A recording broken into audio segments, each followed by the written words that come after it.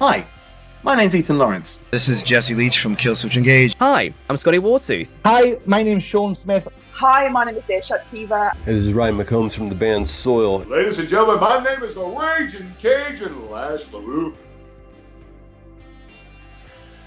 Ladies and gentlemen, this week we are joined by an incredible band who have described themselves as a Frankenstein of punk, metal and pop that's infested with electronic elements, which I think might be the coolest description of music ever.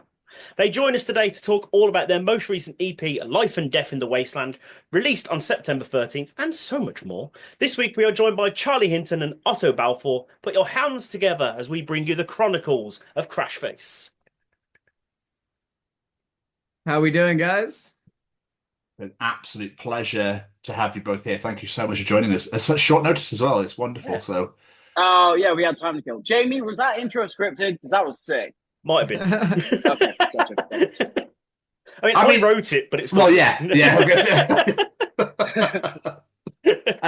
But first things first. How are you both doing? Pretty good. Yeah, good, Pretty man. good. Yeah. We just supported Wargasm last night, so Charlie only left mine a couple hours ago, and now he's waiting for a coach, and I'm still working on tunes. Nice. Yeah, but yeah, riding that post show high. I can imagine. It's good. I don't know if it always goes one way or the other, where it's like, it's still like, oh my God, that's fucking amazing. Or you hit that anticlimactical wall of like, oh, can we do another? Yeah, we've had some absolute fucking stinkers over the years. Yeah, man. And like, you come off and you're just like, I never want to do that again. But last night was not one of them. So No, last night was incredible. Like the crowd reaction was incredible just for us, and then on such a great bill with Gasm and with South Arcade as well. Like was so much fun. Like both bands fucking rule, and hopefully we do too, I guess. Well, we weren't there, but we can only assume. We're gonna say you were fucking great, guys. Well done. thanks, man. Smashed it. So what we like to do with these things is we like to take it right back to the start, back to those days of early young childhood. What did young master versions of yourself want to do when you were growing up? Starting with you, Charlie. The earliest sort of aspiration I can really remember was I really wanted to be in the army. My dad used to be in the military, used to be in the army, and I didn't really enjoy anything particularly in school. And then they had like an ACF, like a cadet force thing. And I was like, oh, well, I play a shitload of Call of Duty, and my dad's in the army, and I live around a bunch of people who are in the army, and I spend a lot of time on the bases. So I was like, fuck it, I'm going to give this a go. And I actually really fucking enjoyed it. So the longest time I was pretty set on like going to Welbeck, which is like the military sixth form, going to Sandhurst, which is like a military university, and then going in as an officer. But then I discovered rock music and weed, and that all kind of went out the window. But that's my earliest sort of thing I can remember, really. I love the idea of going to the army. The thing is, I went to the army. If it was Call of Duty based, I'd be terrible because I'd be one of them just spinning around shooting into the air. Wow, done with these bot lobbies, dude. Like, oh yeah, fucking bots, bro. So I just love the idea of going in. Why do you think you'd be good for the army? I'm really good at Call of Duty and I look great in camo. Sorted. Yeah. 2 for 2. Yeah. You're in. What about you, Otto? I kind of grew up watching Formula One and like racing with my dad, and I was always like quick in a go-kart when I was a kid, so I always like aspired to be a racing driver, and did like a couple like national races and that, like did okay, but very quickly ran out of money, so yeah, was just like, oh, cool. Then discovered Kerrang was a thing and just started miming Linkin Park on Guitar Hero for the longest time in my living room. And yeah, there you go. That's kind of how I came to be. But I imagine Guitar Hero has actually influenced quite a lot of young musicians these days. I've never really thought about that before. Dude, wait, hold on.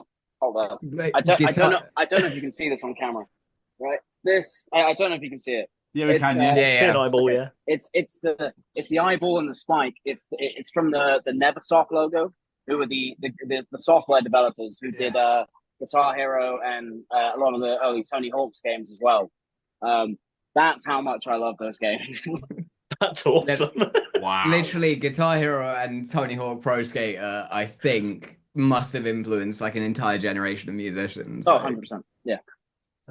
Oh, those That's games. a I want to play them now. Yes. Yeah. Fully. If you can't tell, I love gaming. So That's good. That's not a bad thing at all. Gaming is everything. What do you play? mostly FPS, Battle Royale. I do a lot of PUBG, Battlefield. Do a bit of X-Defiant as well, but yeah. I love the online games. Yeah.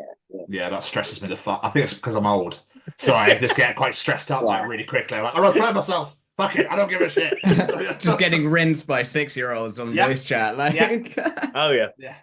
Oh yeah, 100%. The first time I played Fortnite, I think I was killed in about 2 seconds. Like, fuck it, you play it, kids. I'm out. Fortnite's a different world. yeah, man. Well, I was going to say, in order to do what you guys do, you've obviously got to have that love and that passion for music. So I was going to say, where does that come from? But I'm guessing Guitar Hero and Tony Hawk. Literally, Pretty much. like Guitar Hero, yeah, and so that was that. And this is my first tattoo here. I don't know if you can see it. You can see it that well. Yeah. But it's like a arcade grabber, and the lyrics are "Who do you want to be today?" That's a chorus from a band called Oingo Boingo. They're like a old school ska punk band, like West Coast ska punk. But I wouldn't say I love ska punk. I wouldn't say I even like ska punk. But that song holds like such a vivid association in my memory with Tony Hawk's American Wasteland, which is like my favorite game of all time. And it had like Black Flag, Dead Kennedys, like all of that on it. So and like I attribute that game so much to like my music taste. So even though I don't necessarily like ska punk, I've got the tattoo because it's like, it means so much. So how did you go from I like this music in these games to I'm going to learn to play an instrument and actually become part of this world? How did that happen? Yeah, Otto, how did it happen? I mean, I can't speak for you, but for me, like, I know my parents tried to get me to do piano lessons, and obviously when you're forced to do something as a kid, you kind of just do everything you can to avoid it, right? So I just ended up picking up my dad's guitar instead, and just read through a couple like basic chords in acoustics books, and just realized that there are like 4 chords you need to play most songs. Yeah. And then things just kind of developed from there. Then I discovered drop D, and I was like, whoa, all right, now we're talking. But yeah, no, it was fun.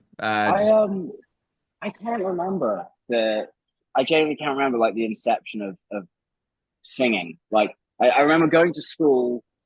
I remember always as a kid, like I never brought it home with me. Like I never actively sang at home or except for like any school I was in, like reception, like junior school, secondary school.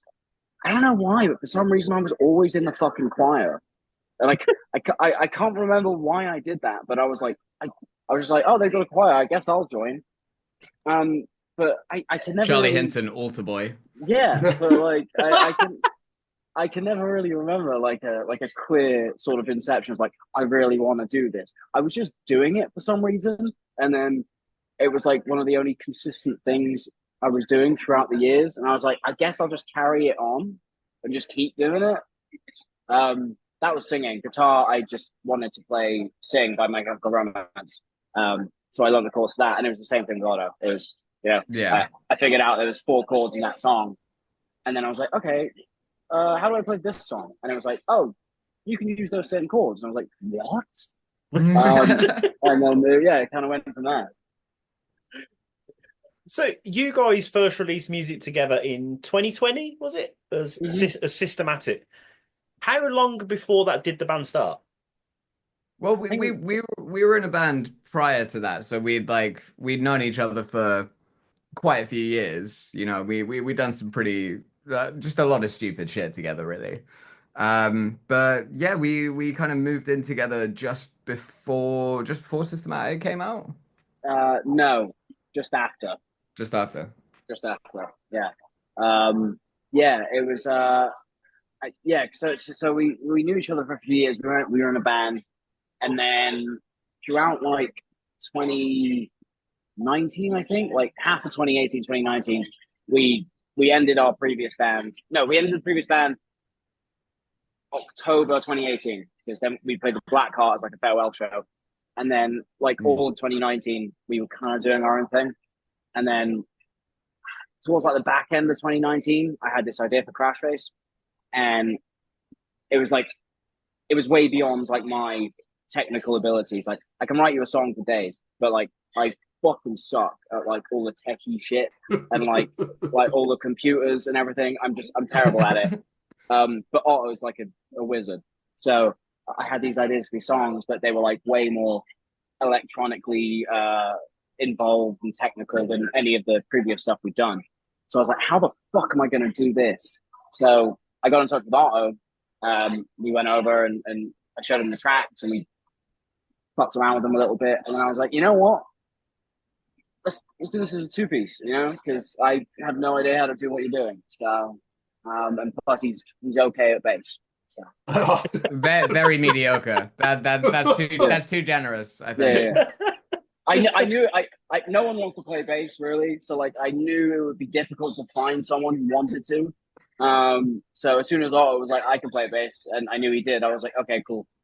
I did two less strings. It's way easier. I can jump around more. Yeah. Dude, if there were 4-string guitars, I'd be all over that shit.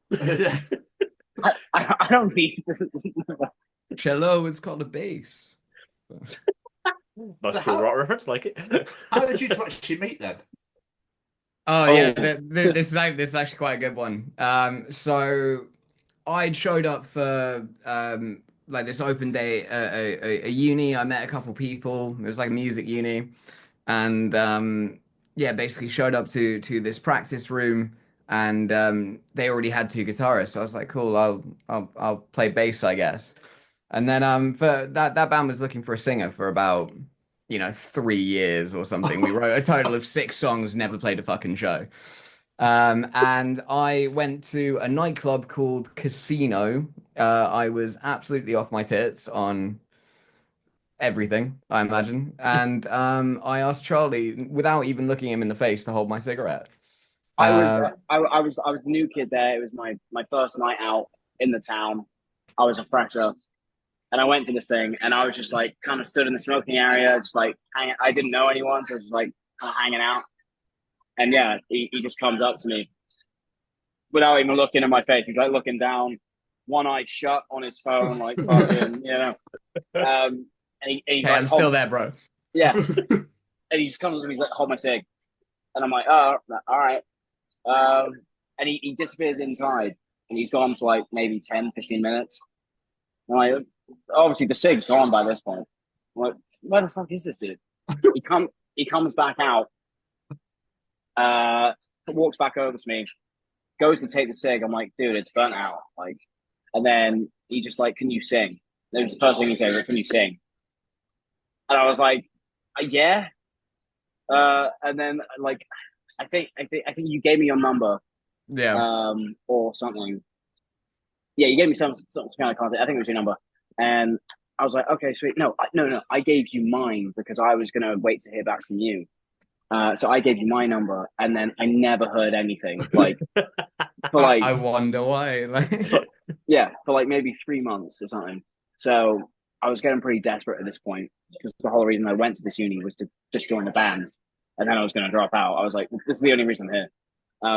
So I went on the OG's joinmyband.com. If anyone that was the OG. I remember. So I went on Join My Band, did my search down to the fucking town we were in, and it was it was like an alt rock band looking for a vocalist. And I was like, I was kind of more into like the pop punk side of things back then, but I was like, alt rock, and all right, fine. Well, I'll give it I want to be in a band, so fuck it. So I reply, I speak to the guitarist who's organizing it all, he invites me to a rehearsal. He gives me Lighthouse by Mallory Knox to learn. Obviously a scene classic. So I'm like, cool. So I turn up to this rehearsal. I get in the room and Otto is stood like leaning against a bass cab in the corner, hood up, shades on. I probably still hungover from when we met 3 months prior. Dude, uni was a great time. Like, you know, Probably don't remember much, but yeah, had a good time. That was kind of it. That's phenomenal. Just saw him stood up against the bass wall. You're like, it's gonna be my best friend there. Yeah. We're gonna go places. The name Crashface. So I bet you've had this 15,000 fucking times, but I'm going to ask the question. The name Crashface, where did it come from? And can it be used as another analogy for making out with somebody? Hey, you want to crash face? I've never actually thought of it that way. That's a new one. That's a new one. I've never actually thought of it that way. No, I just when I was coming up with the first songs, I had like a week or like 2 weeks. Like I was really obsessed with like the word crash. I thought it was really cool and it was like really abrasive. I thought you could do a lot with it. And originally I was going to go with the crash, but I was like, no, it just sounds like the Clash, so you can't do that. Yeah. So yeah, I don't know how the face came about, but I was just fucking about with the word Clash, and I eventually came up with that. We did have another name. Oh yeah, the other name was Breathe Plastic. Yeah. And we workshopped that at a Frank Carter gig that See Bright Arms, yeah. Jack Saunders put on, and Otto also. Did you what injury did you get there? I crowd surfed, and if you've ever been to the Seabright Arms, it's like I don't know, you were standing and the roof is like this high above your head, and there was this big metal bar, so I decided to crowd surf. Terrible idea, and I basically just got like, you know, my head shoved into this metal beam. So I was like, thrown up outside halfway after the gig, concussion, like had to go to A&E and shit. But before that, the reason why I decided to crowd surf, we were hanging out at the bar, and Josh Franceschi was there from You Me at Six. Oh wow! I know, yeah. So we got chatting to him. We was like shooting shit, and then slamming tequila soda limes. Yeah. It was so funny. Otto goes up. He's like, "Yo, Josh, do you want a drink?" I was like, "I think Josh can afford a drink." But anyway, he accepted. He was like, "Yeah." So he was like, "We what do you want?" He was like, "Oh, I'm on tequila." So we're like, "Cool, let's get some tequila in." So we were drinking tequila at the bar, and we were just chatting, shooting the shit. Probably telling him how much we loved You Me at Six a bit much. And then towards the end of the conversation, I was just like, oh, by the way, like, you know, we're starting a band, we've got some cool tracks going, like, but we're between names. So just like off the cuff, which do you prefer? And I was like, Crashface or Breathe Plastic? And Josh was like, oh, Crashface without a doubt. Like, Breathe Plastic sounds like some environmental organization or something. And I was like, I was like, yeah, all right, cool. So Josh technically chose the band name. So if you have any questions, you can ask him. That's kind of how that came about. Yeah. What a great way to get your band name. That's awesome. I know. Oh. So obviously your musical style, it's a very distinctive sound. What would you say were your biggest influences going into this band, but not just individually, but as a band? Is it we want to sound a bit like this, or is it you going for your own thing? I mean, Scott Pilgrim, like that entire soundtrack definitely influenced us like pretty early on. Like our second song we ever released, I basically like grabbed one of the comic books of Scott Pilgrim versus the World, opened it, and the first lyric or first word that came out were would you shut the door for me on the way out? And that for me, like that entire soundtrack, whole Edgar Wright sort of the whole film style of Edgar Wright was just absolutely influential in sort of, you know, me for sure. I've always been a massive fanboy for My Chem. If you couldn't tell, I think their use of theatrics and just like drama within their writing is like so fun. But like, it was also a weird thing, like with the band we were in prior, it was kind of like hardcore punk. So it was the whole thing was just kind of like, you know, turn up to the pub, drink as much as you can, and just go nuts on stage, and like, you know. But then going into this, like, it was kind of like taking a step back and just like thinking about like what it is I enjoyed about that and what it is I didn't like about it, like what it is that like kind of brought me to write these new songs. And a lot of it was like not necessarily like audio influence, but more so like story, like, you know, like I said, yeah, big into gaming, but like, you know, even stuff like just like the game music and stories from like games like Resident Evil, Fallout, like, you know, Cry of Fear, like what taking in all of that sort of media in one go in a game and trying to dissect what it is about it that you like so much. So I'd say games had a lot of it with me as well, especially with like the whole, you know, how popular it is now, the whole post-apocalyptic cyberpunk sort of thing that like a lot of artists are like really drawn to.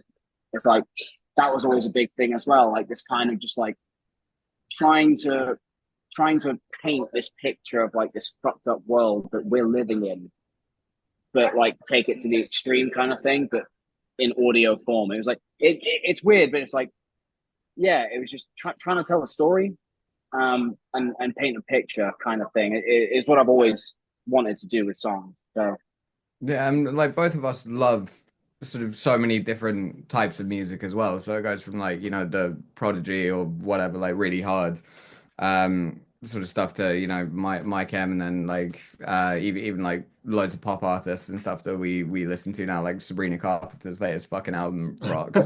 Like it's so good. It's undeniably good. Thanks. But yeah, I mean, like we just listen to so much. We constantly try to take in influence from, you know, anything that we hear and we enjoy.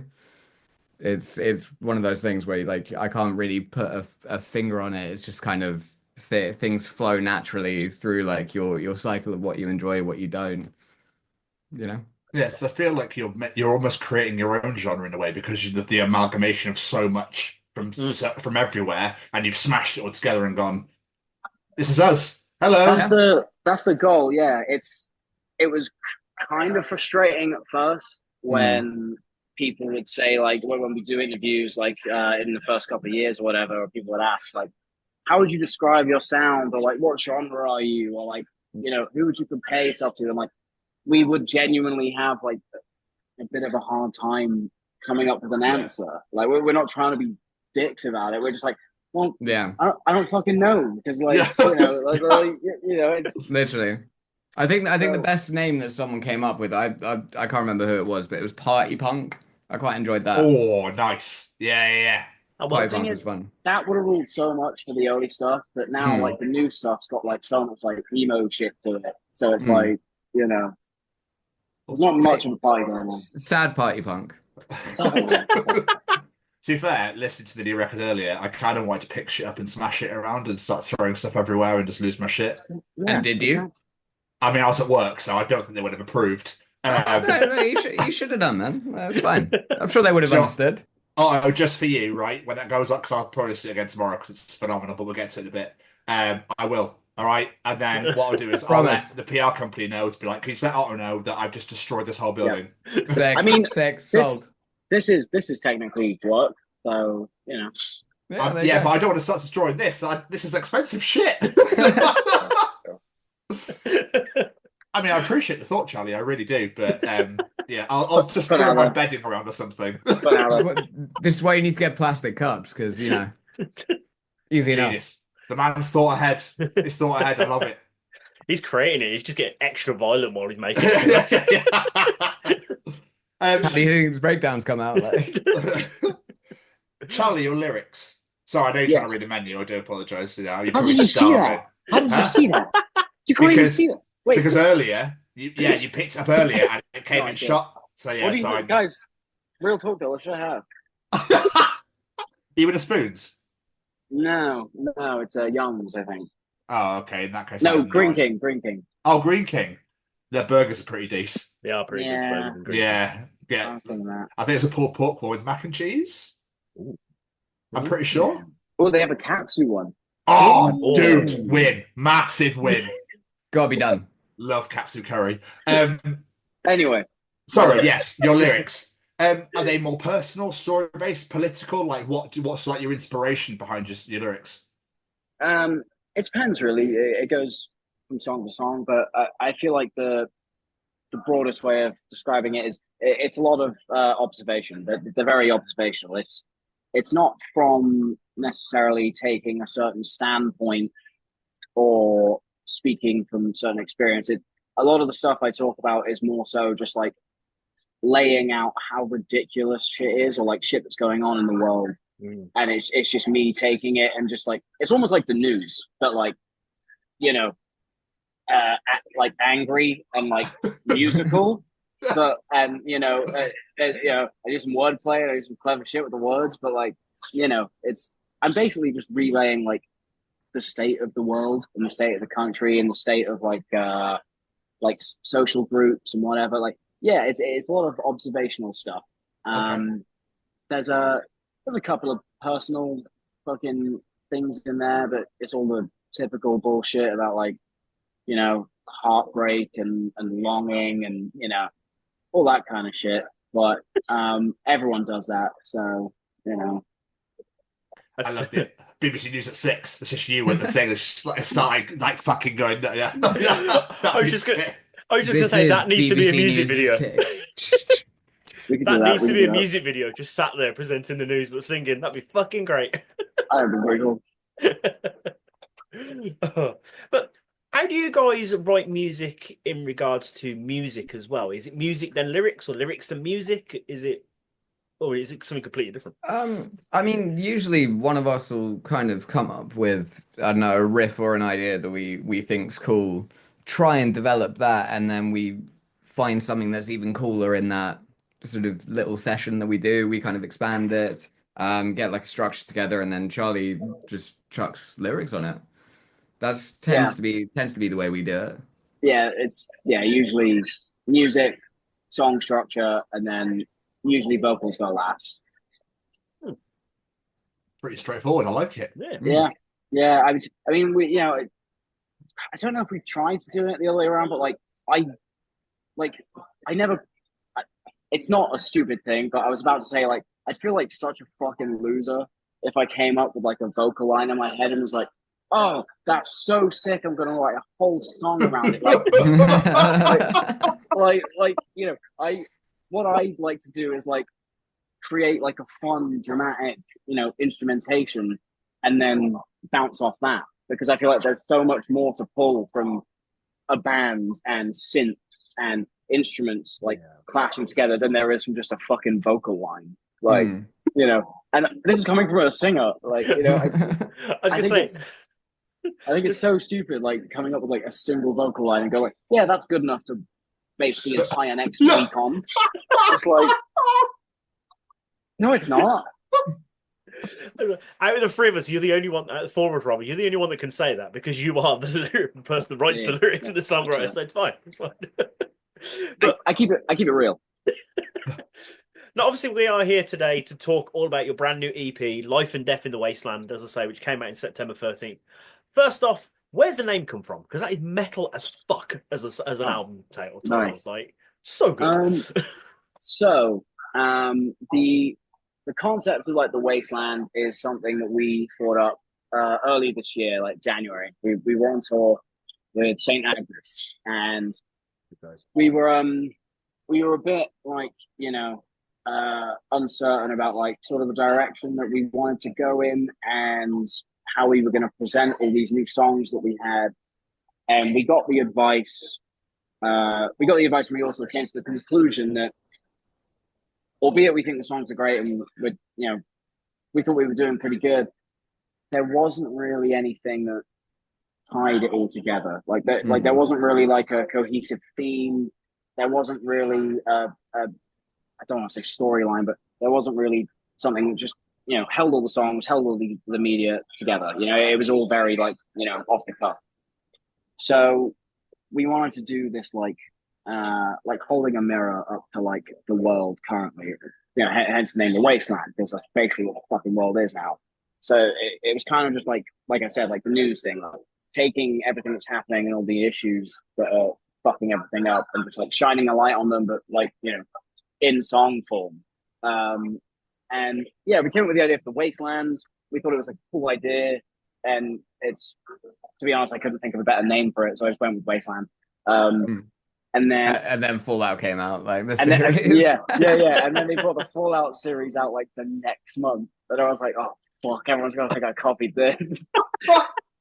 No one's said that yet, but we came up with like the world, like The Wasteland, and then we were trying to think of the name of the EP. Originally I was thinking I would just call it like The Wasteland, or like Wasteland EP, as kind of lame. So Life and Death I actually pulled from the final track from the Blackouts debut album. It's called Life and Death in Space.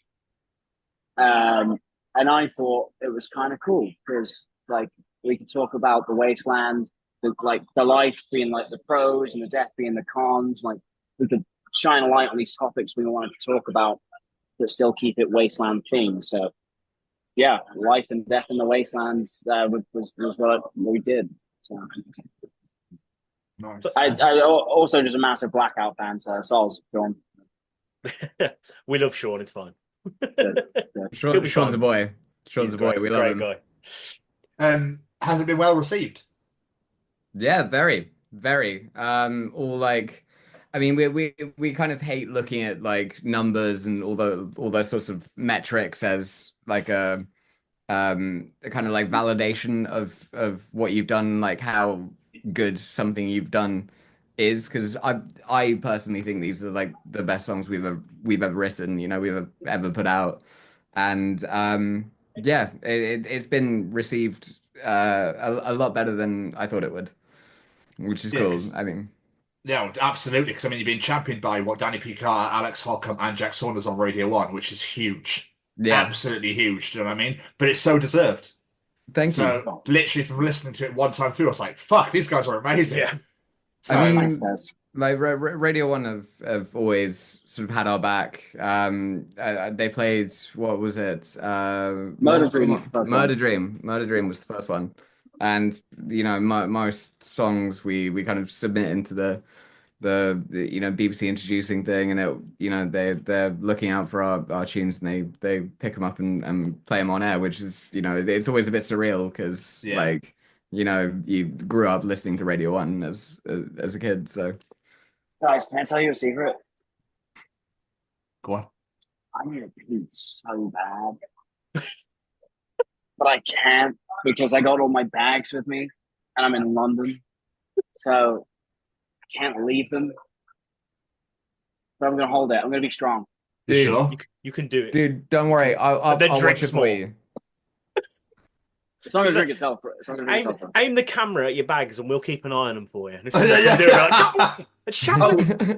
you want me to leave my phone as well? Yeah. No, don't do that. No, of course not. No, it's fine. I'm kidding. But you released 3 songs as singles out of the 5. So, like, how do you decide on what to drop as singles? That's a great question. It's a good question. On one hand, it's like, you know, the more straightforward way of looking at it. Like, you know, obviously we love more, but you do listen to them and you think about the creative process and you think about what went into them. You're going to have a favorite. And if both of you have the same favorite, you're probably onto something there. You know, but, you know, Maniac was always like, it was always going to be a single, just because, you know, having Sam on it, it was like such a big sort of helping hand for us, and it would be able to generate a lot more buzz around the EP before the EP came out. So like, you we didn't want to leave that until the release. And we were just like super excited to get on with it as well, because we had like such cool video idea, and like we knew that Sam was running out of time as well, because he has like such a busy schedule. We could only get him for the video for like certain days, so we kind of pushed for that one. But that was like a no brainer. And then Chainsaw was that was the first one that we did for the EP, right? Yeah, it wasn't really ever intended to be on an EP. I don't think we kind of put it out as a standalone single, and I know when we sort of wrote that song, I was so convinced that was like the best song ever made for like 10 days or something. But we finished that one up, and then it was we released it in January because we had the tour to St. Agnes. I'm talking more specifically about this EP now, like not necessarily in a broad sense, but we released it, and at the same time we came up with the idea for the Wasteland. And like I said earlier, we were trying to think of a way to like make everything cohesive and tie it all in. So then we were like, okay, well, fuck it. Why don't we just, all these other songs that we got, why don't we just stick them on an EP and like, tie them all together thematically. EP3, baby. Yeah, and it worked out. Bubblegum was kind of just like a keep hype going, it was like we dropped it like the week or week and a half before the EP dropped. So it was kind of just like to keep people tied over and excited. But also the contrast of styles between, because it was Chainsaw, Maniac, Bubblegum, Surrender. I think like the stark difference between Maniac and Bubblegum is kind of a bit of a leap, So then you have Surrender to kind of like just be like, oh yeah, it does work cohesively. Yeah. No, I mean, Atrocity is one of my favorite songs, the very first track on there, and then Maniac obviously is incredible. But I absolutely love Ultra Plastic Planet Killer. I absolutely love that song. And I don't know what it is about it. Just I listened about 4 or 5 times, just back to back. I was like, skip it on again and again. It's just incredible. Fuck yeah, dude! Thank you. That was probably the easiest song we ever wrote as well. that was the least effort I've ever put into any production. Like I fucking hated it when I first heard it, and then Charlie was so insistent it was on the Heavy Infectious EP, and I was like, fine, dude, if you insist, sort of thing. And sort of comped his vocals a little bit, and added a sub bass, and I was like, okay. It's done. There you go. It's almost like I know what I'm talking about sometimes. Same. Don't believe it. You mentioned then the Heavy Infectious EP, your first EP. How would you say the new one compares to that?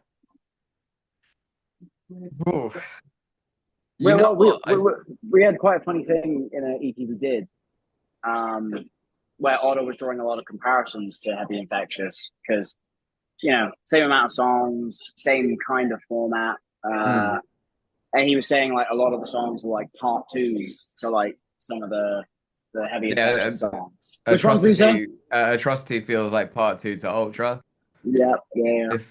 I don't know, maybe clutching at straws there, but and then same sort of energy. You were saying Surrender was kind of like part 2, so You're the Worst Thing. Yeah, fully. I don't know. It feels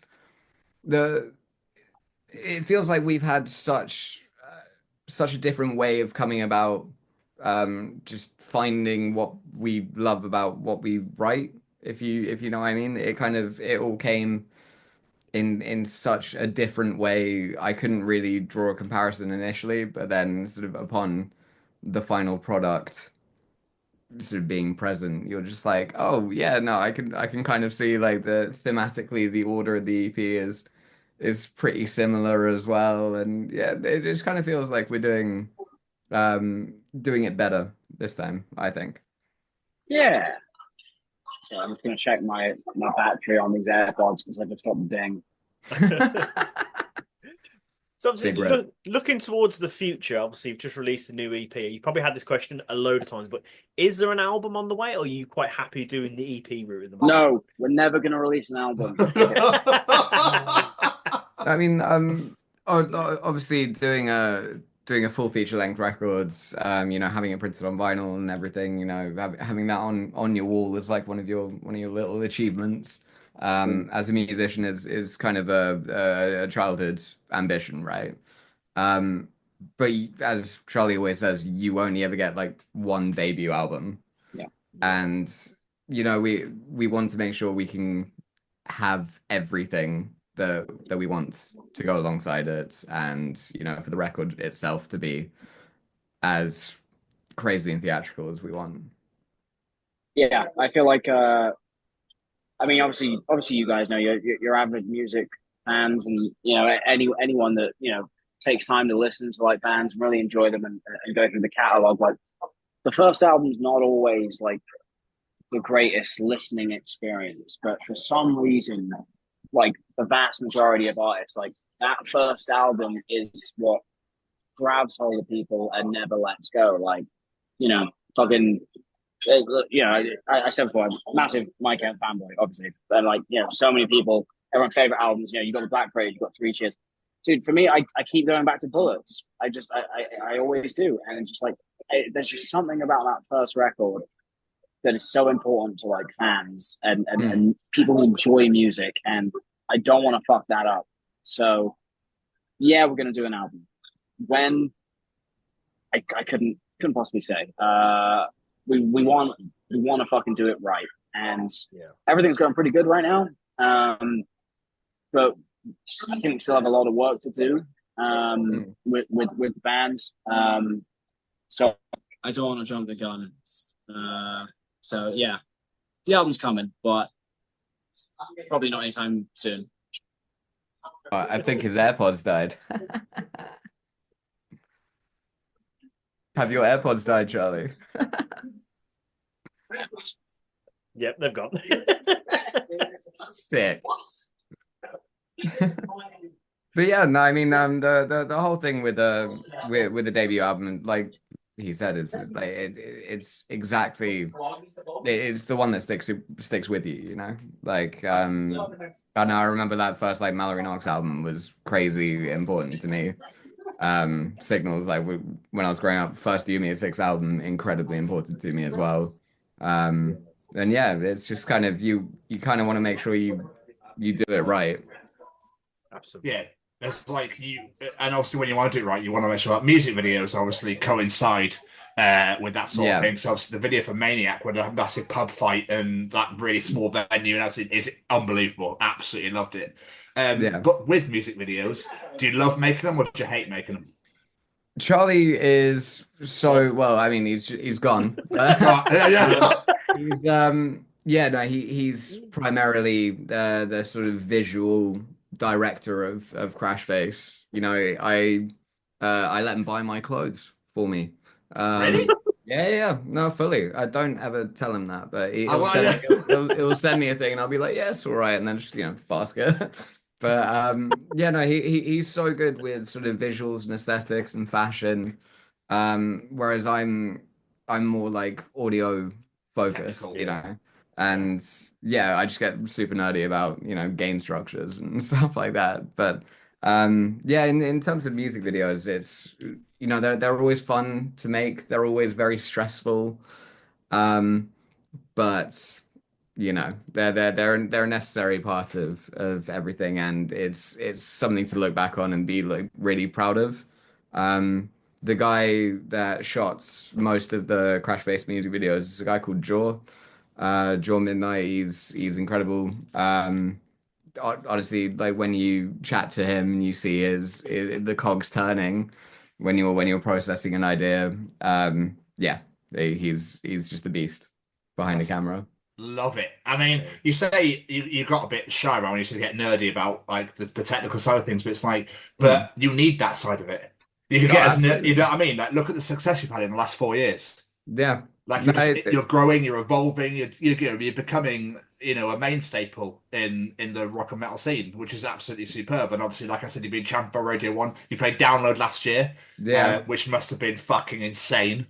Yeah, that was pretty wild. Trying to get show ready at like 11:30 in the morning was a bit of a challenge. But Yeah, because obviously, like we quite like to sort of get hyped up, have a little dance around, like have I don't know, some hard like EDM playing Yeah, on a yeah. Bluetooth speaker in the green room, and then doing that at like sort of 11:30 in the morning is not necessarily the greatest, Hey, buddy. Hi, I'm just gonna listen like this now because my AirPods are dying. Oh, dude, bless you, man. But like we're just saying, like you played down last year, you supported St. Agnes at the start of this year, you supported the Cruel Knives, and you just played 4 dates last week. Yeah. How were those headline shows, by the way? Yeah, they were really fun. They were really good fun. It was so nice to actually have to be able to play to sort of our audience, as opposed to having to try and win over another person's crowds. Luckily, like yesterday at the Gasm show, it was incredibly well received, so that was a bit of a different opening slot. But the headline shows themselves were great fun. Great Yeah, fun. it was a lot of fun. It's the first time really. We've only ever done like one-off headlines, so it was the first time we actually did like a few back to back, and to give someone like the drama of like the songs we put together for releases like Justice, like actually getting to play more than like 6-7 songs was really fun. So yeah, everyone that came to that, thank you. It ruled. Obviously, you do have some more shows coming up, though. You've got a sold-out show with Wargasm on November 8th, and you've got your own show in Brighton on November 6th as well, a free entry show. How excited are you for that? We've never played Brighton aside from the Great Escape Festival, so to actually do a headline, like obviously it's quite close to London. We've had so many friends that have moved down there as well. It's gonna be a right laugh. Plus. Hell Hotel is sporting, and I love that band. Yeah, Hell Hotel. If you haven't checked them out, check them out. They fucking rock. I've only ever heard good things about Brighton as well. No one's ever said a bad word about that city, ever. Literally. Oh, Brighton's sick, man. Brighton's so much fun. Like, yeah. Bit far on the train, but It'd be all right. Right. Yeah, the amount of bands we spoke to from Brighton or said good things about it, I feel like I need a day trip just to go find out for myself, to be fair. Yeah. Dude, do it. Honestly, like I went down during the heat wave last year and was like met some Scottish dudes, and this guy's just like, are you gonna come jump off the pier with us? And I was like, yeah, sure, man. So he just runs along the pier in his trunks being chased by security, fully does a flip off. Then I was like, Legend. Yeah, I ain't gonna do that, mate. You missed out. But I mean, he gave me a couple tinnies of Stella, so it's fine, I love my countrymen so much. They make me so proud. Likewise, man. But obviously, what's the future looking like for Crashface? What is, that you could talk about, or what is the kind of goal that you're looking towards now the EP's been released? Goal now, it's kind of just to capitalize on it, like we had a really good pop with like the first EP. It was a lot of fun. We had a lot of hype, and then we had like a bit of like a lull. We had like some industry based issues and shit we had to navigate. So it kind of killed the momentum we had for a little bit. But this EP has just been us kind of like sort of doing things our way again, and like taking back that sort of hype and like that power of it.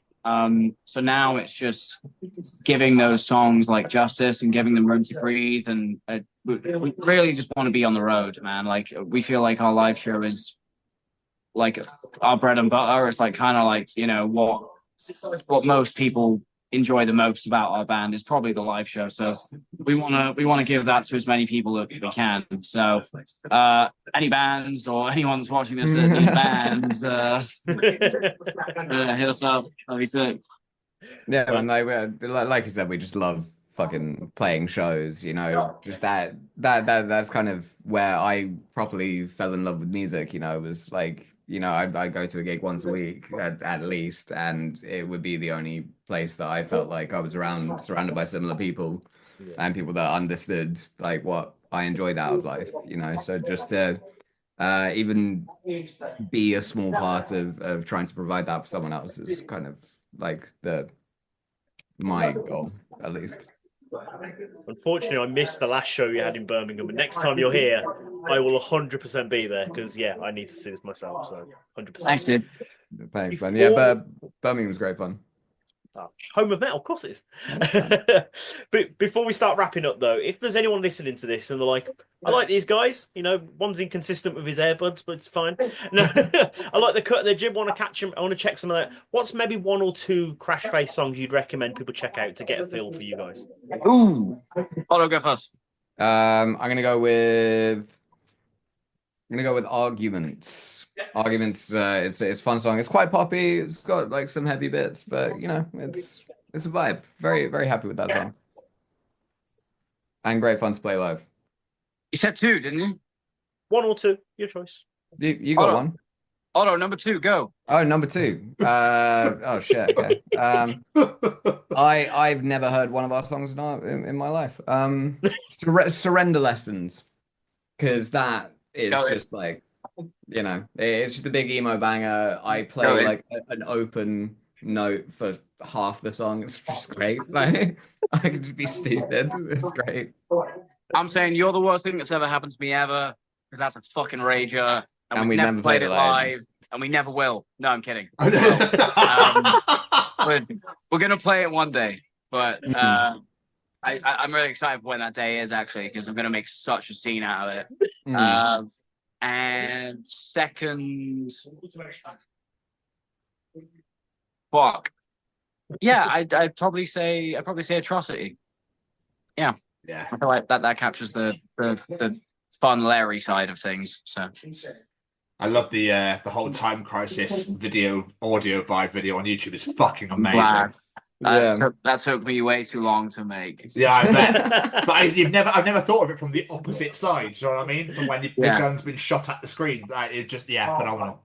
Absolutely love that. But before we let you get out of here, you know, when you first started this whole journey, when you first went to university, you first met each other, and you know, and all that sort of good stuff, did you ever think this is where you'd be today? What, sat in a pub in Victoria? Well, yeah. Yes, Charlie, sat in a pub in Victoria. No, I didn't.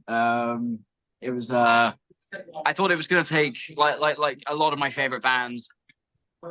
They were all sort of in the class of like grinding it out, like, you know, 2-3 albums before they broke big or whatever. So I was kind of comfortable settling into like, yeah, I'm not really going to do anything for the first 8 to 10 years, but maybe after that.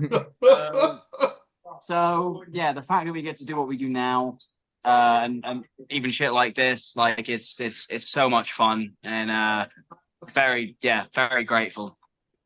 Yeah, likewise. I mean, if you told like 12-year-old me that I would play Download, and like not even on the smallest stage, was that was a pretty big moment for me. But yeah, like they're just the amount of bands that I've loved listening to and like really influenced my songwriting, and you know, I went to go see live so many times, then like Frank Carter or whatever, getting the chance to support them. It's pretty fucking cool, man. Like, a little bit like imposter syndrome creeps in, obviously, but then you just kind of headbang your way out of that. Tends to be the best way. But yeah, just, you know, we never take it for granted. It's always very very surreal, and a great experience. Incredible. Guys, before we let you go, any plugs, social medias, websites, things people want people to go check out? Yeah. Crashface Instagram, Crashface UK on Twitter, Crashface on TikTok. Check us out everywhere. Check us out on Spotify. Life and Death in the Wasteland is out now. Check out all the amazing music videos for it as well on YouTube. They rule. Couple shows coming up. But when's it coming out? This will be on Friday. Coming out Friday. Yeah. Dope. Cool. So yeah, free show in Brighton. We're at Brighton Way, November 6th, and sold out Milton Keynes with Wargasm on November 8th. We're gonna have some brand new merch up on the site soon as well. So Crashface store at Big Cartel. We're just selling it for the Gasm shows at the moment, but if we have any left over, we'll stick them up online. Aside from that, I think that's it. Drink water.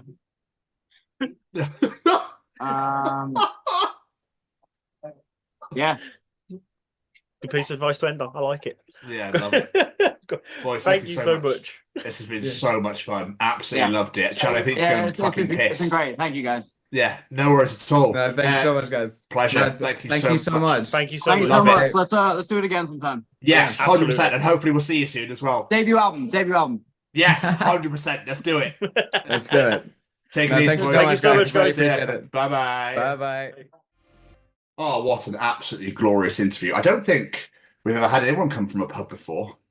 No, we hadn't attempted someone come from a pub before, and I was a bit like, but this time now, there's not a lot that can be done about it. So, no, can't really say go home and call us back when you're absolutely fucking miles away from home, waiting for a coach to get there. So, yeah.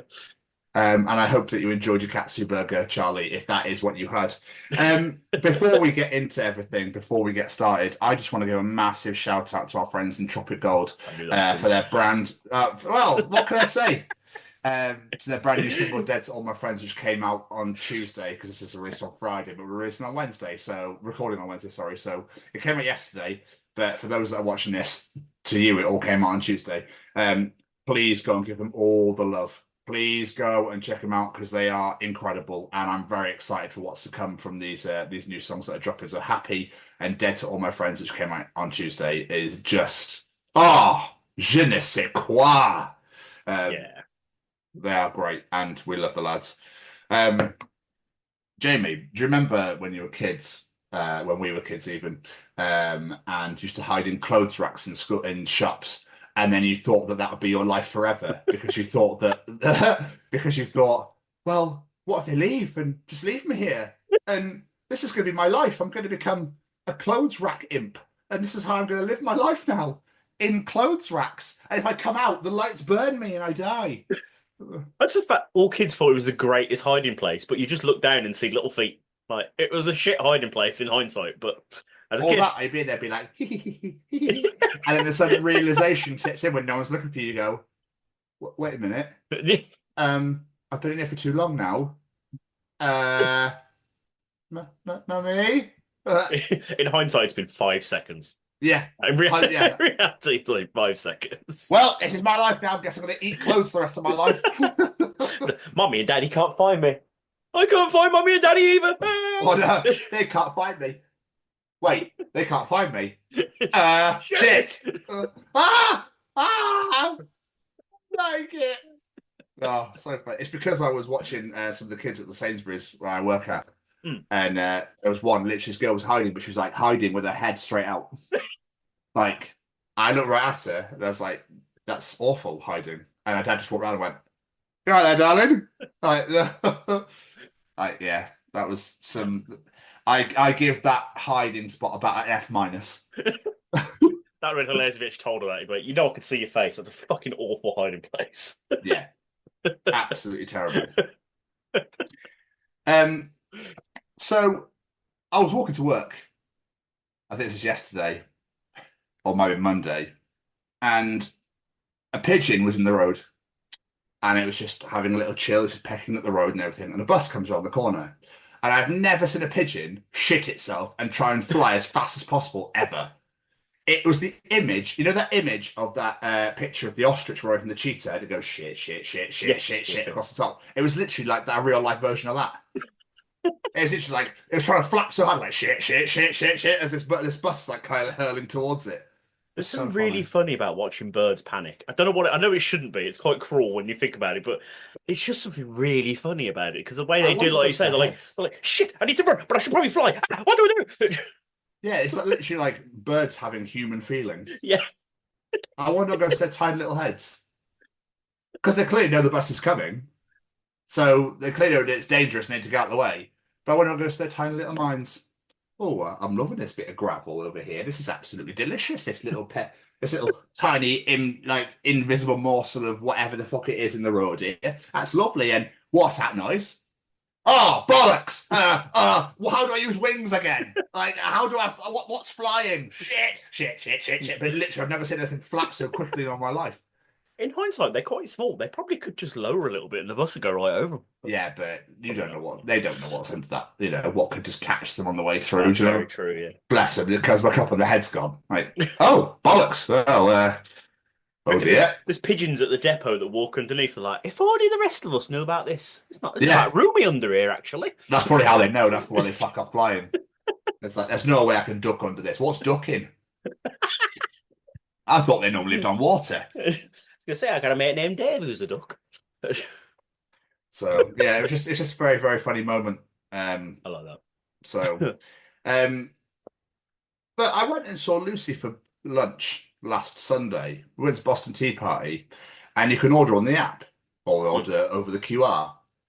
And at the very end, it says, "Do you want us to tip your staff?" And she turned around and she went, "Well, no, because I've not done anything." Like, why would I want to tip somebody that's done that I've done all the work for? If anything, That's I should a get a really discount. good point. Yeah. So realistically, all they're doing is just bringing it to you. Yep. You're making their life easier. Yep. I know I've been slated for this before in the past, but this is why I don't agree with generalised tipping. If someone's done over and above, fair enough. But generally, nah, not doing it. Then why are they bringing it over here anyway? Like, you get paid a decent wage. Like, no. It's America, I get it, because they don't fucking get that. That's how they live their life. Yeah. You know, and I've been doing it. I did it quite a lot over there. I use like Monopoly money when I'm over there. So if people go out of their way, though, like I really make a point of going like fucking, you know. But what I don't like is the fact that obviously they kind of not expect it, but it's a normality over there. So it's almost like you want the recognition for going like, you know what, here you go. Yeah. And they go, thanks.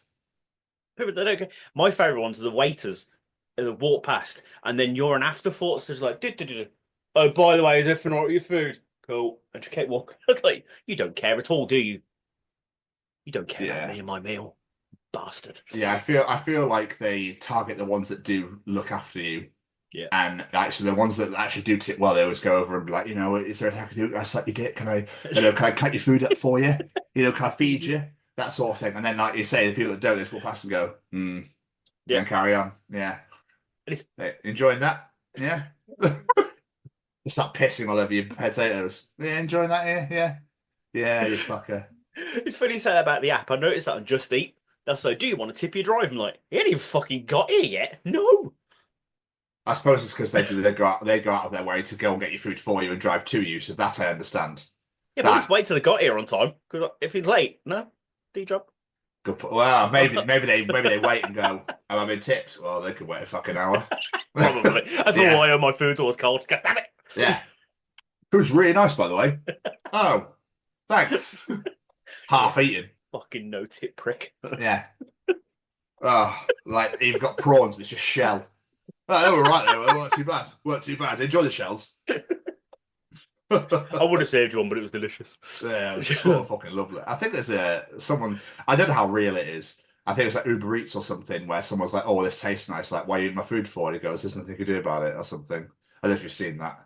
No. Oh, okay. I'm pretty sure someone's released it, but I don't know how real it is. AI could do anything. You never know these days, do you? What's a skit and what's an actual. Oh, dude! Like, there's the meme of.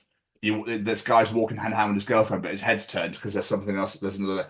Have you seen the AI version where they start fighting and the guy's trying to break it up? Brilliant, Yeah, that's hilarious. That's one of the few moments AI gets it right. That was funny. But how fucking freaky is that? It's very freaky. That's a still photo. There, all of a sudden, it's now moving. You're like, whoa. Like, have you seen the adverts? They keep popping up on my Instagram and stuff where you can use AI to get two people in a photo to start hugging, so you can have like a video of you hugging your dead nan. It's freaky as shit. Yeah, I know we made a joke about taxidermy for your nan, but that's ridiculous. But the facial expressions don't change, so it's like, yeah, it's really creepy. I don't like it. Just starts up in the head, brains. Don't worry, it's AI. Bad. Yeah. When AI goes real. Zombies will actually be a real thing if that's the case. They'll start coming out of the fucking ground. Ooh. Buster hands his Buster. You're like, oh, amazing! Here we go. That's so going to happen. This AI filter, take a picture of your nan's grave and watch her rise from the dead. I was fucking sleeping. What are you doing to me? What's going on? Fine, Nan, it's AI. Crazy. How are you, my friends? Yeah, I'm good. I did have a couple of things I wanted to bring. Oh, fuck off. Yeah, Gee, oh, Jesus. Right, okay, hang on. Hang on. Let me prepare myself. No poo, you're fine. Go. You mentioned kids earlier, and I was having a conversation with Olivia the other day. She likes to do this thing where she pretends to have children. I don't know, but she was like, "It's Lily and Daisy and Rosie," and I was like, "There are a lot of kids named after flowers these days, and people are ridiculous with the things they name their children these days." So it got me thinking: do you reckon there's a child out there named Daffodil, or something equally as dumb? Yeah, 100%, man. This is my daughter Chrysanthemum. Like, it's got to happen. Oh, hydrangea! Hydrangea, darling. Can you come in, please? Tulip's waiting for you. God, it's got to be a thing, hasn't it? I'm surprised it's not new Mambo number 5 lyrics. That's Mambo number 6. Is that your flower order? No, that's my daughter's names. Yeah, sorry about that. That would be horrendous in a flower shop or in a graveyard. Poppy! Oh, Daisy, darling. Like, could you please come over here? Orchid wants to talk to you. So you want poppies, daisies, and orchids? No, that's my children's names. Fuck's sake. Imagine how fucked they would be if they were trying to run across the road and a car coming. Daisy, orchid, tulip. Oh. Point, yeah, you want quick, snappy I names. thought you were shouting the flowers that were down here and telling me what they were. Oh, awful. Just awful. And again, I'm gonna put this out to the universe of the show. Just quickly. Imagine if they pass away, but their favourite flowers are something different to what their names are. Lily loves tulips, and tulip loves orchids, and orchids wants chrysanthemums, and chrysanthemums loves hydrangea. Like, it would be horrendous. That woman in the flower shop, yeah, she would just her brain would melt. And then there's one kid called whatever that one is.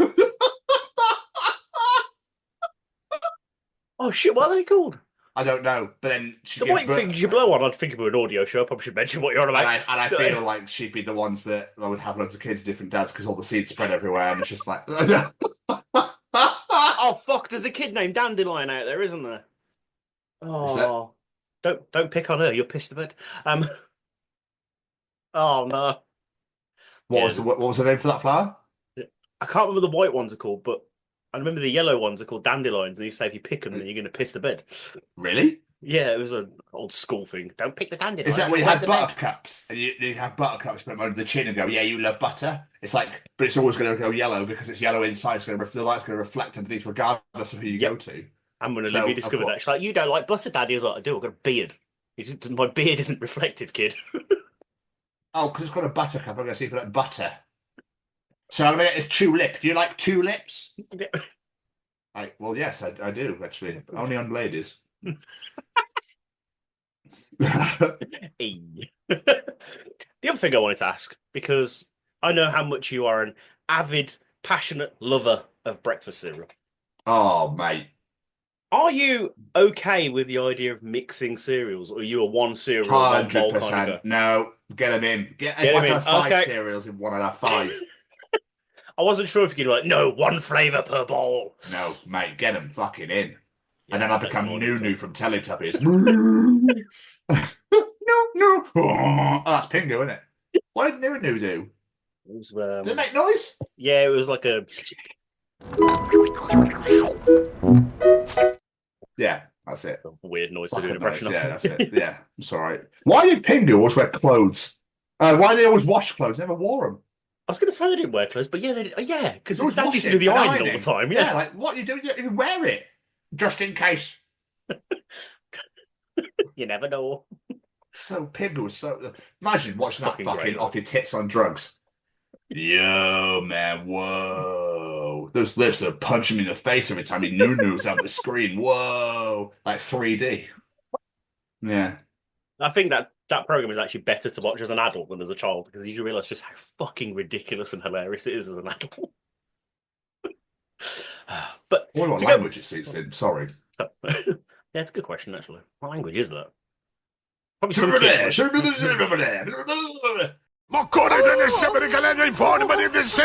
It's a fucking auctioneer.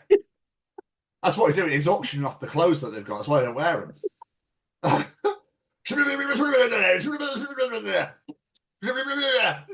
that's the winner. Oh, that was a Bristolian farmer that no one understands what the fuck he's saying. Irish farmer, yeah. You're going to be a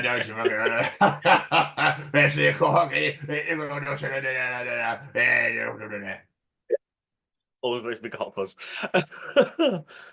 Oh, but to answer your original question, I'm absolutely fine. Yes, I've been awake for an hour and a half, which is all good because I've also come off nights. Not that I'm a lazy person. What is it, Jamie? Oh, what is this right now? Oh shit, we haven't said it. It's daytime recording. There you go. Yeah, there it is. I don't do it because you always join in. Then Zoom has that weird delay. So it's time, recording. And you're like, huh? So that's why I just ask you what it is instead of let I you probably go. shouldn't join in, but it's there. I just have to. Well, that's why I let you go. I just let you do it. That's like I'm just gonna sit here and wait. It's too much fun. But yeah, how are you, my friend? Yeah, man, I'm doing really well. I decided to wish Keris a happy birthday yesterday. Interesting. Yeah, because we're all human beings, and why can't I just be like, "Hope you have an amazing day." Quite nice, actually. Therapy's really working out, which is good. I'm starting to feel a lot more jovial. I've started to find Tom again, which is quite nice. Yeah, it's really working really, really well, which is good. So yeah, man, like I'm doing all right. I love the recording. Like, got to enjoy a bit of Crashface for the first time, and then got to interview them. So that was good. Yeah, very, very good. But I tell you what, I am really excited for is the trees announcement tomorrow. Mm-hmm. I'm very excited. Yeah, the new clip today, I was like, I ain't got a fucking clue. And even the ones we're guessing were probably wrong. So. But I've seen a lot of Coheed and Cambrian mentions, so I mean that would be unbelievable. But I just think it's the biggest announcement they've ever had. So obviously it will be going up on our socials. And then Bloodstock have said they're going to reveal a super sexy band going under Gojira on Friday. Yes, special guest announced on Friday. Excuse me, just burped out water. I do apologise. Special announcement for who's going under Gojira on Sunday on Friday. So we're very excited for that as well. I think it's going to be a massive year for festivals next year, man. I think it's going to be a massive year. And I think downloaded in their first announcement soon as well. Yes. And start of November, just after the American elections. We might all be dead by then anyway, so who knows? Probably. If that twat gets back in again. So we shall see. But if you haven't, and I highly recommend that you do, especially American listeners, please go and watch Last Week Tonight with John Oliver and go watch Trump's second term clip. Please, just go and watch it. Please. Just for the sake of all of us, can you just go and watch it, please? And just enjoy the Housewives clips as well. MILF Manor, sorry, that was it. MILF Manor. I got the name wrong. That was fucking weird. Oh, God, I love him so much. I just love him so much. Come on this show. Come on. Did you watch him eat the cake ass first? No. Oh, right, okay, I'll tell you about that later. I just watched the clip you sent me. I was at work. Anyway. What have you doing with yourself? I've mostly been Rihanna, to be fair. I've been on nights since Saturday night. I did the first 2 night shifts on my own, which I quite enjoyed working on my own, so I was more than happy with that. Be responsible for anybody else to have to look after anybody else, because get on with it. I had to talk to anyone else. I could just do my own things. It's great. But that was it. Saturday, I went to the Birmingham Horror Film Festival. Yes! Midlands Arts Centre. I've never been there before. Considering I've lived and been Birmingham for most of my life, went to Cannon Hill 100 times. Never been to the Mac before, so it was really good to go there. Because our good friend Braden Barrie had the first part of his Farlight series, Hedgemill, playing. Second part. Oh, my bad. It's the second part of the movie, yeah. My bad. One of the parts of the Farlight series.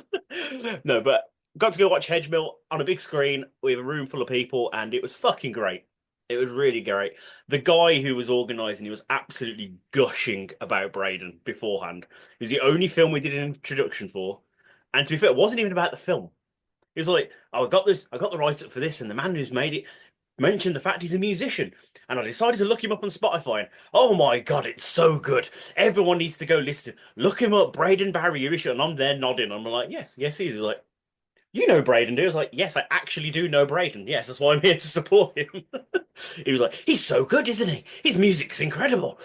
So yeah, he's definitely got a new Say We Could Fly fan in that guy. So yeah.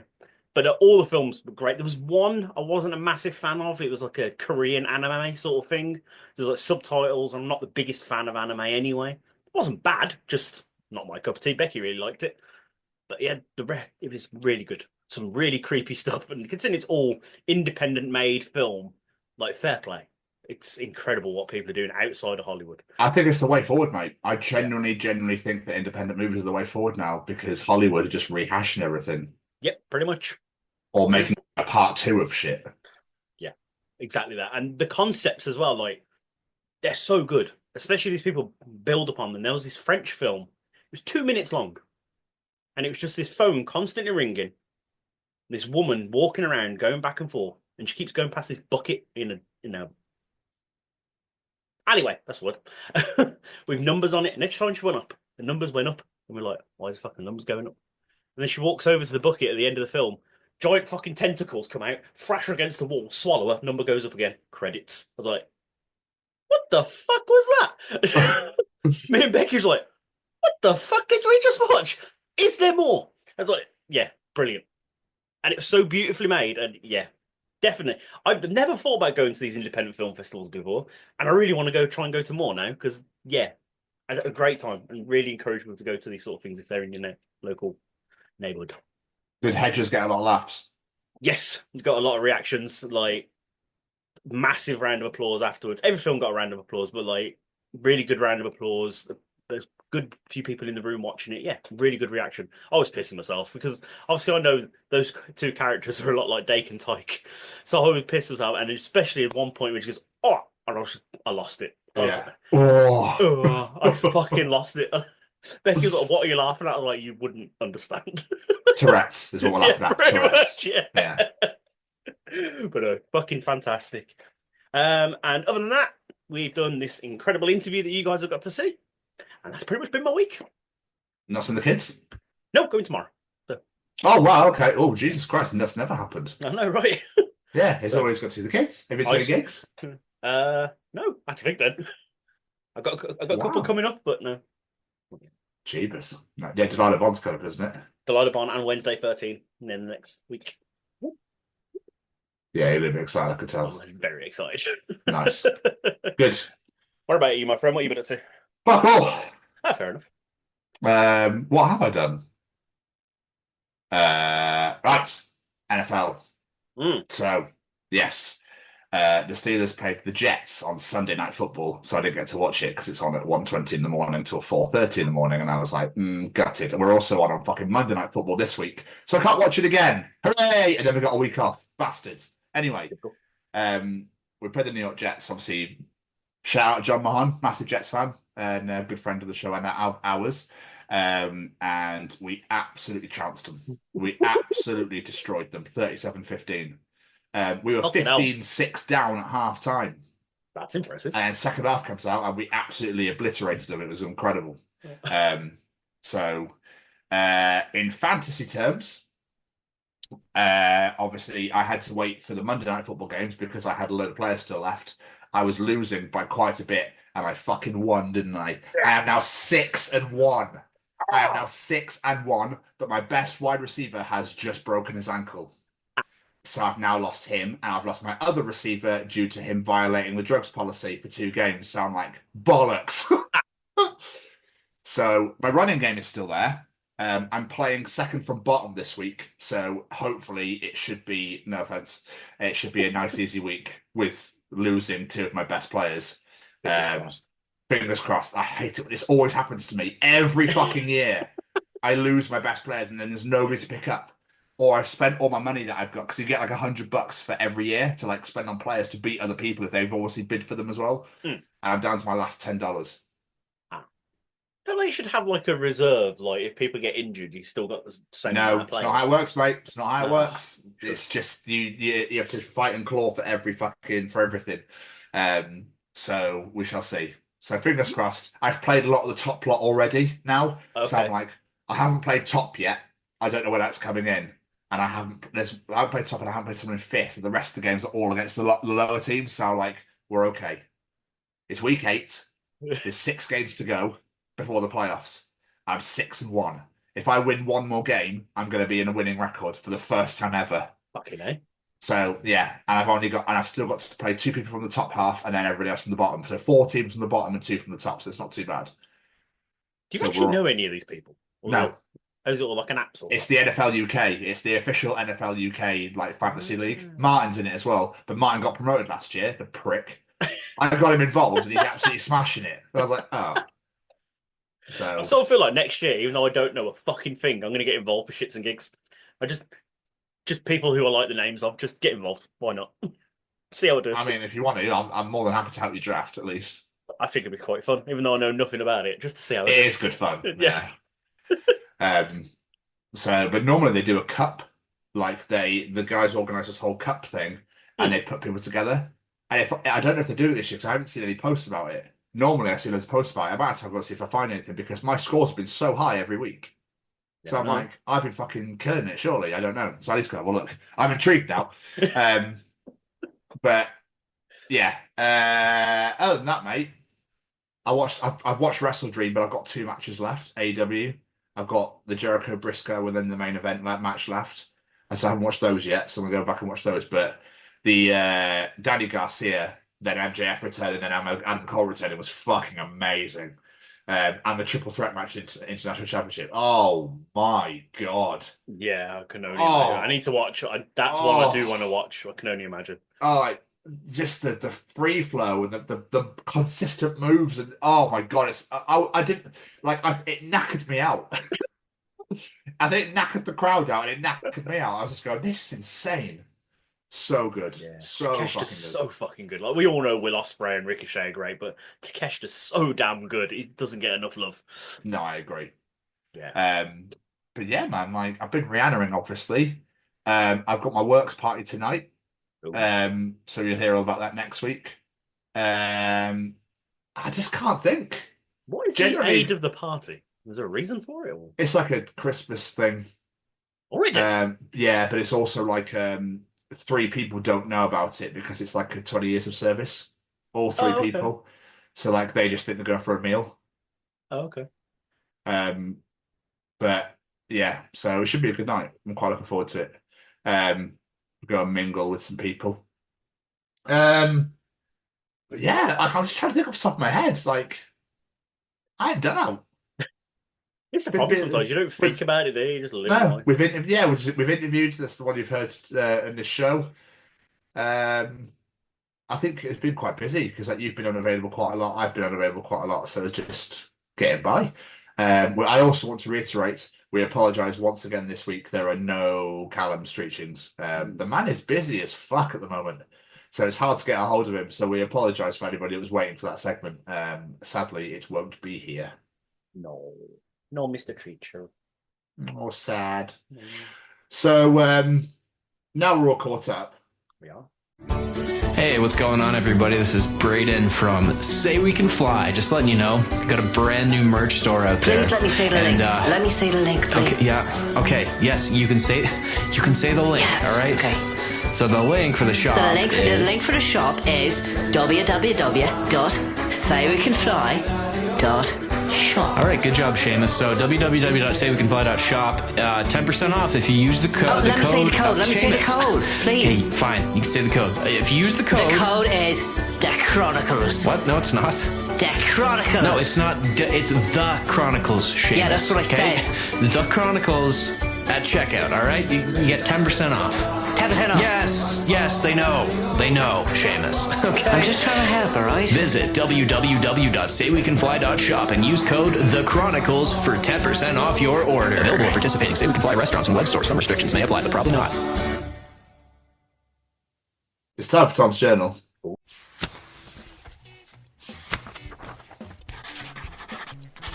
And welcome to another edition of Tom's Journal.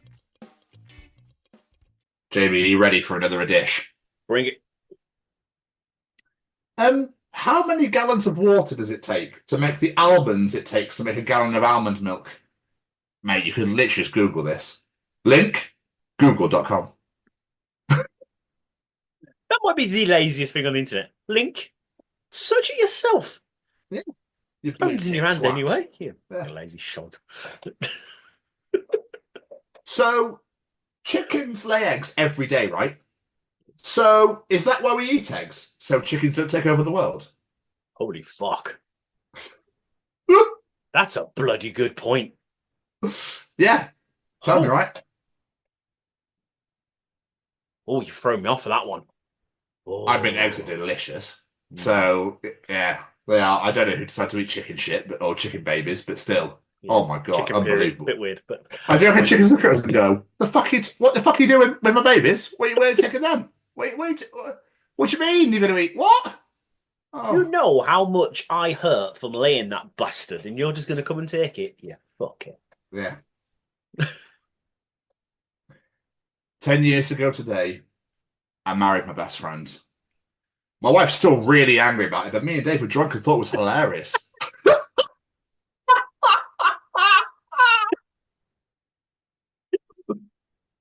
I wonder if that's happened. Like, lads' 100%. night out in Vegas or some sort of shit. 100%, Yeah. man. 100%. I fucking love you, Dave. Let's go to Gretna Green. Why does Pepsi never advertise using its official UK slogan as used by all British pub landlords? It's Pepsi. Is that all right?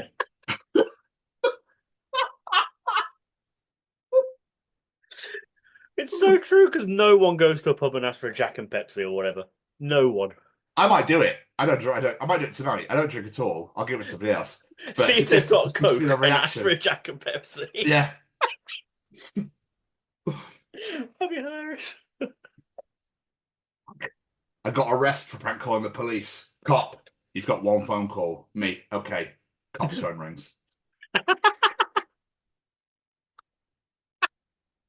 I mean, if you're going to go down for it, you might as well make it worth your while. Yeah, absolutely. Yeah, why Fuck not? it. Fuck it. It took me 28 years to realise that no matter what the meeting is about, if you randomly chime in with, it's just about finding that right balance, people will always agree. That's so true.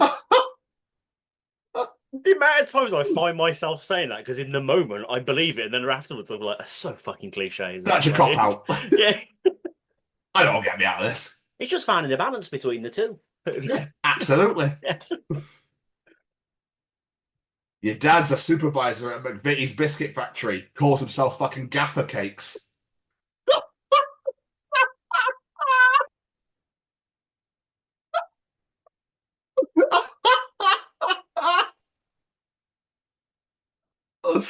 Oh, got him. I officially killed him.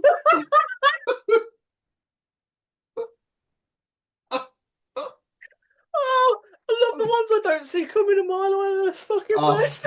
I really wonder if that McVitie's factory, if they've actually renamed themselves as Biscuits, the management. If they do, I salute them. I bow down. I am not worthy. They've got to be. They've got to. Fuck me, that's so funny. Now, this entry I'm fucking gutted about because you shared it a few weeks back and I was like, no, he's found it, bastard. No. Mark, my words. Mark brings my dictionary. Thank you, Mark. If it helps, I forgot all about that. Every time we share, I'm like, no, that's in my journal, you bastard. The amount of times I don't share things just in case they're in your journal is unreal. Oh, bless you. Sometimes I find things and go, that'd be amazing. Jamie Westwood. Bollocks. Like, there's some stuff you put up, I'm like, oh, that'd been great, you fucker. There's times I go, like, I shared that. No, just in case Tom's got it for the journal. What if he's not seen it? I should send it in, but then it's not going to work because I've seen it. Fuck. Yeah, it's just the way it goes, mate. I mean, the fact that you don't remember shit, maybe you should just do it. But then it's gonna be in your it's gonna be in your thing, isn't it? So then you're gonna remember it because it's there to see. To be fair, I didn't remember that till after you said it. So while you were saying it, I had no idea what you were going to say. So. Yeah, fair. Fair. Never trust anyone who bites into ice cream. Fucking Terminator teeth. 100% true. You can't bite into ice cream. Oh, I forgot you. We've had this discussion before. I remember actually. Yeah, you do it, don't you? I do it because I with the top of my teeth just go straight in. I don't bite into it. I just do the top to scrape it off almost. Well, scraping's not so bad, but proper like no. It gives my teeth burn. Ugh. Give me a couple more. Having your first son and not making him a junior is crazy to me. Well, you'll be naming your son Junior with no father. Junior what? Junior bacon cheeseburger.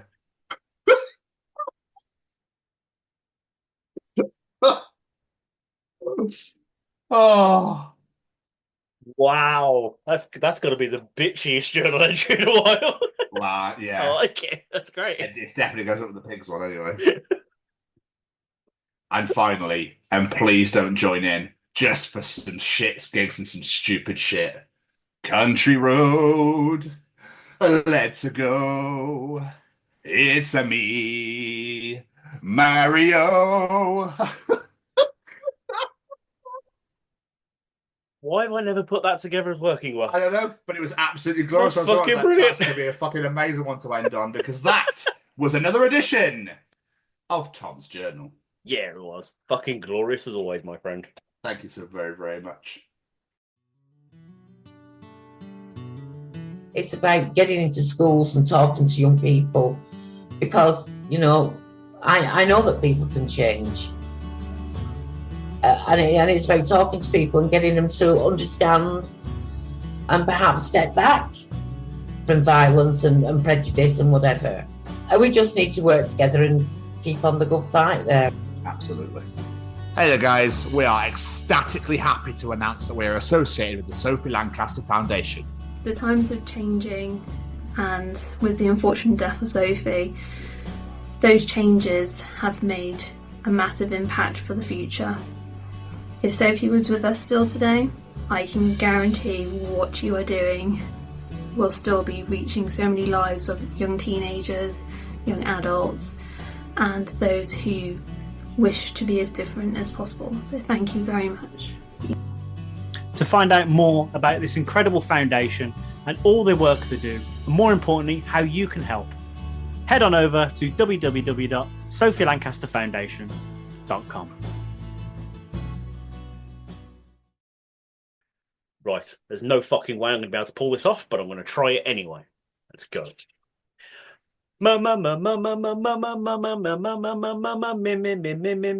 Stevens, Mr. Stevens. What the fuck was that? It was the Halloween theme tune. I figured as it's almost Halloween. Okay. You could have done This Is Halloween instead.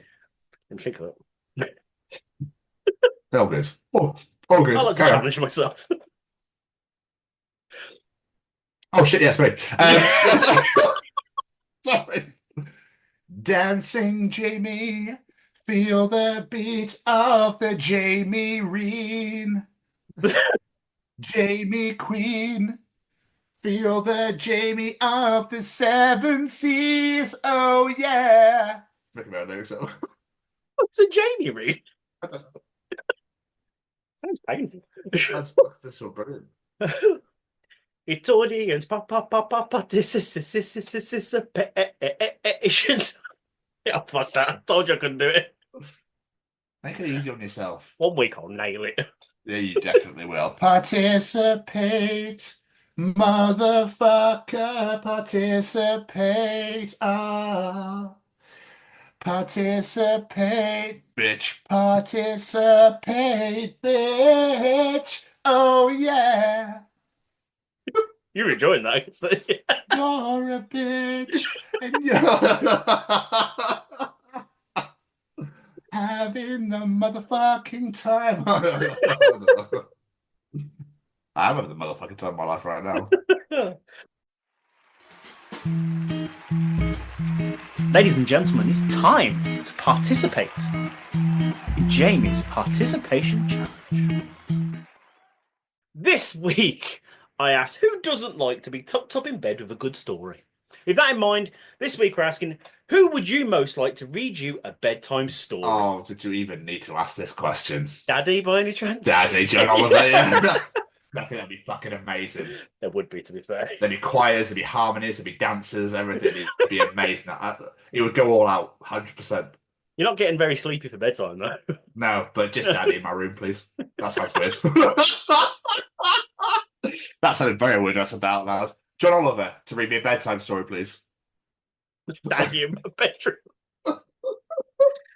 Oh, fucking hell. Oh, well, we go from daddy to mummy because my daughter Lena Westwood has got involved for the first time and says... You didn't answer. You did not answer. Shit, I didn't. You did not answer. Damn, it was such a good segue. Fuck. You did Fine. not answer. Fine. To be fair, my answer to this has always been Gilbert Godfrey. Of course it would be. Him or... Oh, shit. Christopher Walken. No. Why is his name gone out of my head? Good night, Moon. That would be fucking hilarious too. Oh my god. His name's gone out of my head. Who is it? Like, what does he do? Oh, he's got a really unique voice. He voiced one of the demons in Hercules. Wow, his name's on the tip of my tongue. Any of the films or shows? Oh, I can't think what he's been in. He's a comedian as well. He's like, I don't know, man. That was my really bad impression of him. No, his name's gone out of my head. Okay. Fuck, that's going to bug me. Towards the end, I'll just end up shouting his name out. Or there'll be a little edit in the corner like last time. Yeah. Anyway, to get some audience answers, as my beautiful segue, I'm picking it back up. You mentioned Daddy. She's mentioned Mommy. Lena Westwood, my daughter's getting involved, saying Rhea Ripley because she is obsessed with her. So that'll be her answer for every question. Bless her. Darren Stevens. Stephen King. Yeah, it's my dad. I mean, I can't think what Stephen King's voice sounds like, but he's a huge Stephen King fan. He's got all his books, I believe. Fair play. I can imagine his story time wouldn't be very relaxing and ready for bed, though. No, well, that's that story about when I was in hospital at 2 years old. No. And my dad was watching Chucky in the kids' room, and they just turned and saw a doll and shit himself and like ran out. He was watching Chucky while I was asleep in a hospital. It was about 12:31 in the morning. They put him in the kids' play area room to sleep. Yeah. And he just sat there watching this movie, and he just looked up and just saw a doll on the windowsill, and he went, "No, I'm out of here." And came and sat next to me instead. Chucky in a children's hospital. Fucking fair play. I mean, it was 1989, so... I suppose. Saskia Turner-Edwards says, Stephen Fry, Sean Bean, or John Hurt? Stephen Fry, huge, yeah. I've heard Stephen Fry read the audiobooks for Harry Potter, and yeah, read me a story, please, Stephen Fry. You could pull that off beautifully. Or Morgan Freeman. Yeah. Speaking of which, Stephen Phillips. If the answer isn't unanimously, Morgan Freeman, then I am disappointed. They said fictional character would be Batman. I love Batman. That's horrific. I'd have tried to go to bed to Batman reading you a story. He'd be stood in the corner of the room. Fucking terrifying. Once upon a time. After every sentence. Lisa Clemens, Tim Curry. Every Christmas, I love listening to the audiobook of the Christmas Carol that he did. That'd be amazing. He's got such a good voice. Spicy on TikTok says, definitely Richard Armitage. Oh, that voice. I listen to his audiobooks every single night. So she literally does get Richard Armitage to read her bedtime every story every night. Agent Williams, Pedro Pascal. I love his voice. Interesting choice. I like it. Neil Watson, Matt Berry, because Matt Berry. Can't argue with that, yeah. Abby LW, also on TikTok. Stephen Fry or Paddington Bear? Nice. Okay. Yeah. Ooh, that's poo, in it? It was a little bit more poo, yeah. Yeah, sorry. I liked it. It was good. Got bears mixed up, sorry. It's easily done. Chrissy says Christian Bale, but only as Howl in Howl's Moving Castle. John Cusack or Brendan Gleeson. I did suggest they could take a chapter each, but she said I'd never sleep if they were all there. I barely share a room with my husband and dog. I'm not hosting a film festival panel. I'll be right before bedtime. Last but not least, it's the wonderful Mally Malpass who says Jason Momoa while I'm the little spoon. Oh, I mean, oh, if you're going to be a spoon in that situation, it's going to be the little spoon. Yeah, I can't say I blame them at all. not in the slightest. No. Oh, just big burly Momoa. Momoa. Oh, take me to Samoa, Momoa. Oh. Still can't figure out that guy's name. It's really bugging me. I'm going to edit it and put like a little caption at the bottom here. I saw you put yourself in the corner at one point. I was watching one of the shows back, and you put yourself in the corner as an editor. I was like, how the fuck's he managed that? I don't even remember doing that. Yeah, so cool. Well, I'll do something like that again because it's really good. It's like Jamie's edit, and he just kind of said whatever it was that we fucked up on. It was great. I don't remember. So clever. But thank you to everyone that participated in Jamie's challenge. As always, we massively appreciate it. And if you enjoy let me start that again. If you enjoy Jamie's participation challenge, I can get participation challenge out fast enough. Tom's Journal, Callum's Treachings, even though he wasn't here this week, bless him. Are they okay? Are they still? They realise 140 editions in that we're just, yeah, all right, fair enough. Let's carry on. And the interview, they enjoy the other 147 editions of Chronicles of Podcast, wherever you get your podcast from, whether it's Spotify, Google, or Apple, or wherever it may be. Jamie likes to dance to my words for some reason. I must talk in song. Better than just sitting here. Yeah, yeah. Well, I mean, yeah, fair enough. Most importantly, please, everybody watching this right now, please go to all our social media at TCO Pod, wherever you get your social media, anywhere. TCO Pod, whichever platform it is, it's at TCO Pod. Or come and subscribe to us on YouTube at the Chronicles of Podcast. We would massively appreciate it. So that's all social media at TCO Pod, or subscribe to us on YouTube at the Chronicles of Podcast. It would hit that bell to get notified when new videos are released and comment to your heart's content. Now, as I'm staring at you, Jamie wants to say something. Yeah, I do. I want to say a massive, that's really freaky. I want to say a massive thank you to a few of our friends. Every single piece of music you heard on today's edition was brought to you by the wonderful singer-songwriter, Matt Roberts. Go check him out, all social medias, at Matt Roberts Music, and make sure to give him a follow on Spotify and check out his beautiful songs. And of course, we have to say a massive thank you to Mr. Braden Barrie and his Say We Can Fly. Head on over to www.saywecanfly.shop. See what you like the look of, whether it be a piece of clothing, a CD, because we all know that people that run horror conventions love Say We Can Fly now. Signed lyrics, whatever it may be, add it to your basket and enter that discount code, The Chronicles, and get yourself 10% off your order. And last but not least, a massive thank you to the Sophie Lancaster Foundation. They're stamping out prejudice, hatred, and intolerance everywhere. If you're not familiar with Sophie's story, please head on over to that website and check out Sophie's story and see what you can do to help. There are some big things coming up in the future with the foundation, so make sure you're keeping your eyes peeled on all social medias. And of course, a massive thank you to anyone that checked out our Bloodstock vlog in support of the foundation. If you haven't already checked it out, go check it out now. And do us a favour, give it a share so everyone else can check it out. Yes, please, that'd be grand. And last but not least, massive thank you to this handsome fella over here. Thanks, mate. Game show wave. Yeah, massive appreciate it. Another superb edition with Crashface in the bag. Indeed.